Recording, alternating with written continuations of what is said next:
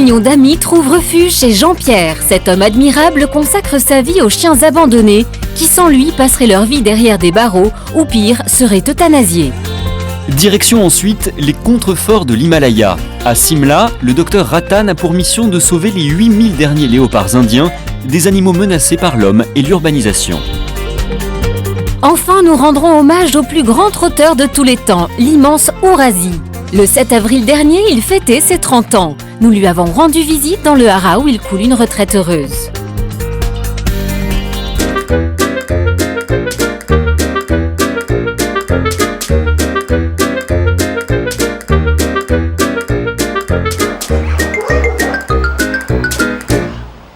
C'est ici que Jean-Pierre a décidé de s'installer il y a 5 ans.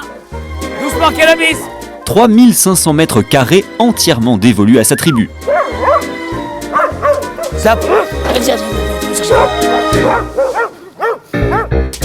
Jean-Pierre est un véritable chef de meute. Il accueille dans sa maison une bande d'orphelins auxquels il offre tout son temps et son amour.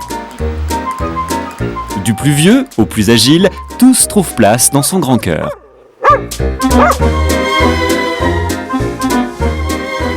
Bon, je vais vous présenter les installations où tous les animaux dorment la nuit et lors de mes absences pendant la journée. Et ici, c'est les chalets, il y en a qui dorment seuls et il y en a qui dorment à deux. Ici, on arrive dans le deuxième parc. Donc, il y a encore 2 chalets ici. Là, il y a l'enclos pour Ben, le Rottweiler. Allez chercher, viens. Là, il y a la maison qui est leur lieu d'accueil pour tout l'hiver. Pendant tous les mauvais jours, ils dorment à l'intérieur. Il n'y a aucun chien qui dort dehors. Ils ont tous chauffage, couverture et panier. Et parce que c'est impossible de dormir dehors. Moi, je ne dors pas dehors, donc je ne vois pas pourquoi ils dormiraient dehors. J'en ai 31 ici. Et j'ai pas de bénévoles, je m'occupe d'eux tout seul. Je commence de 5h du matin à 21h. Quoi? Ça, c'est vrai. C'est vrai.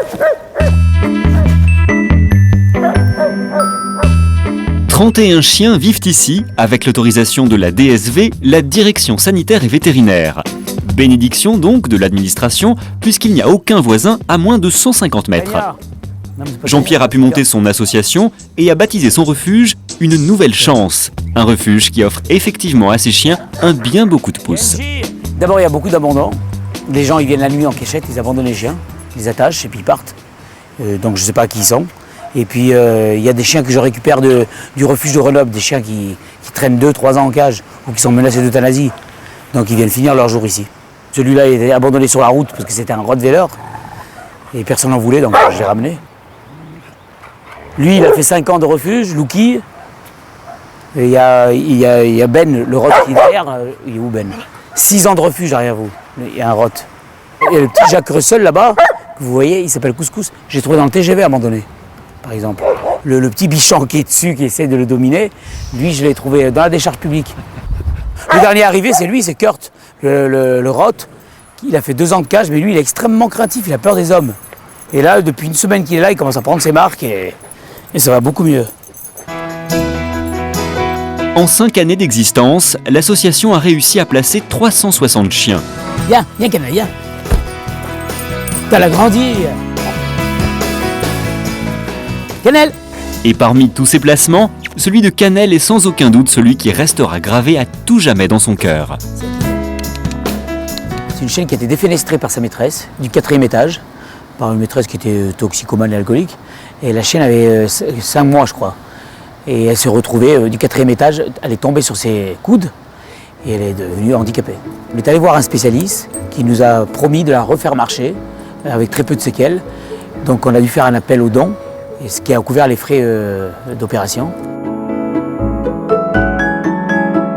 Sorti de l'enfer, il fallait encore lui trouver une famille susceptible de lui offrir toute l'attention, les soins et l'amour dont elle avait besoin.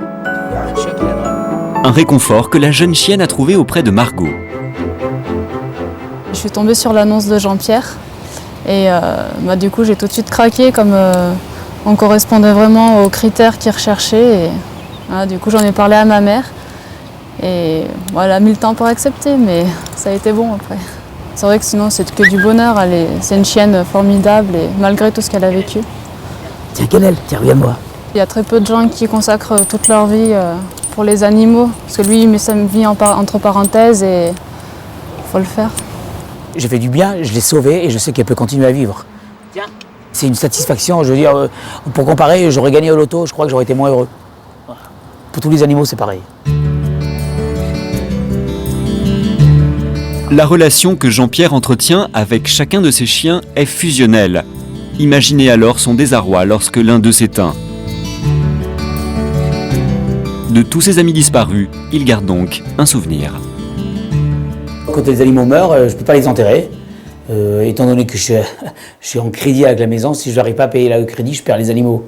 Donc je fais incinérer tous les animaux individuellement et je récupère leurs cendres que je mets dans des urnes. C'est comme s'ils ne m'avaient pas quitté définitivement.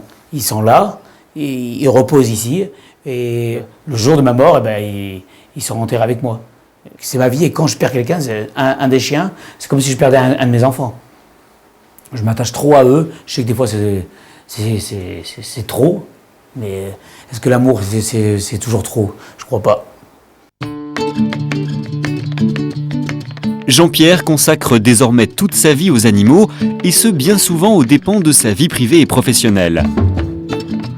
Un choix radical qui s'est imposé à lui au moment de la disparition de son premier chien, Dick.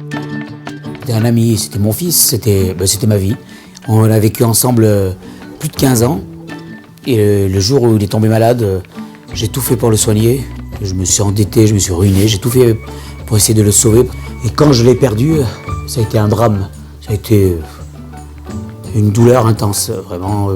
Ça a été un deuil pendant 2 ans. Des pleurs tous les jours, à me rouler par terre. C'est même arrivé à un moment donné où j'ai prié le bon Dieu de raccourcir ma vie pour que le chien revive. Mais ça a été vraiment un calvaire. Et 2 ans après, un jour je suis rentré dans un refuge pour voir comment c'était, alors que j'avais très peur d'aller voir les animaux malheureux en cage. Et c'est arrivé comme ça. Dès que je suis rentré, j'ai été attiré comme un aimant.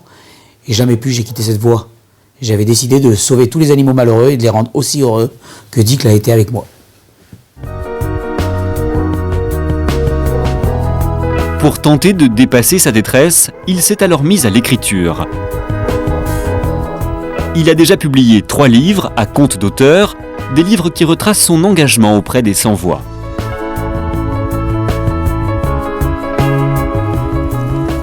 Jean-Pierre ne regrette pas cette vie entièrement dévolue aux animaux. Comment le pourrait-il d'ailleurs, tant il a sauvé de l'enfermement et parfois de l'euthanasie des centaines d'amis. Couscous!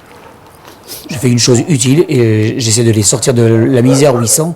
Et c'est une satisfaction d'en sauver un. Je sais qu'à côté il y a des milliers de chiens, des milliers de chats abandonnés ou martyrisés. Mais dès que j'en sauve un, c'est une satisfaction intense.